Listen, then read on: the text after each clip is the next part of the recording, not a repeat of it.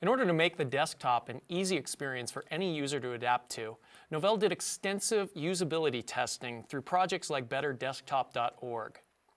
One of the things that we've found from our studies is that naming things what users expect them to be helps users get around in the desktop. For example, down here in the bottom corner, we have this button called Computer, which is a central control for all things that the user may need to have. The user's applications are available readily right to the user, and the various features for controlling the actual computer, for controlling the system itself, are also available there.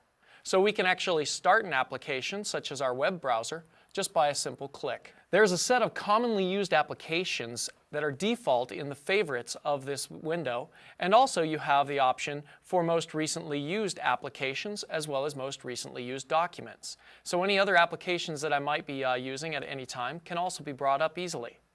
To find an application that does not appear in this default list, we have a More Applications button that allows us to search for any other applications. For example, if I want to find a spreadsheet application, I can just simply type SPRE and it immediately finds anything that matches those search results. If I use that application very often, I can simply right-click and add this to my favorites list so it shows up in that simple menu from now on. We have other things for the desktop, like central controls here on the Control Center. When I click that, I can modify anything about the desktop, including things like my screen resolution, or wallpapers, screensavers, and other items that personalize the desktop for the end user. Several things that people commonly use or commonly need on the desktop are also found in this one area. If we go right down the list of items that are here, we have things like whether you're connected to the network or not, and whether it's a wired or wireless connection. We have the hard drive on the machine, as well as how much free disk space is available. Having this kind of information readily available makes it a lot easier for your help desk technicians to support your end users. We have things like the ability to log out or lock the screen if you're going to leave it for a while. We have the ability to install software that has been made available by the network management systems. We also have the Control Center that allows for any customizations that may be needed. And finally, a help menu for getting other information about how to use the desktop.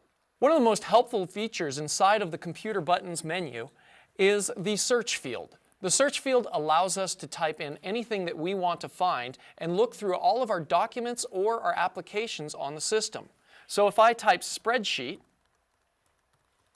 and hit enter, and within our search results that come up are the OpenOffice.org Calc application, a few documents that contain the word spreadsheet, and finally a website that had spreadsheet on it as well. We'll cover more about the desktop's search capabilities under Personal Information Management. Another part of the desktop that makes it more usable are the status icons in the bottom right of the screen. Down there you'll find such things as volume control, your power status, your screen resolution, and whether you're connected to a network or not. These icons in the notification area can be interacted with. For example, if I click the wired network connection here, I can switch to a wireless connection. For instance, this OneNet network. On the connection to the network, you saw a visual notification pop up before me, so I knew whether I was connected to the network or not. Visual notifications are also something that lets the user know what's happening with the computer. For example, if I lose AC power all of a sudden, a visual notification will pop up showing me that I'm now working on battery power. Another thing that's very helpful for users who are on the road is the ability to connect to a virtual private network, or VPN. I can connect to it by the same element here with VPN connections, so I can connect easily to my corporate headquarters. And this works with a variety of different VPN systems. Finally, even the clock applet in the system tray can be interacted with, and you can see things on it about your day. I can see an entire calendar for the month, and I can also see my most pressing appointments for the day.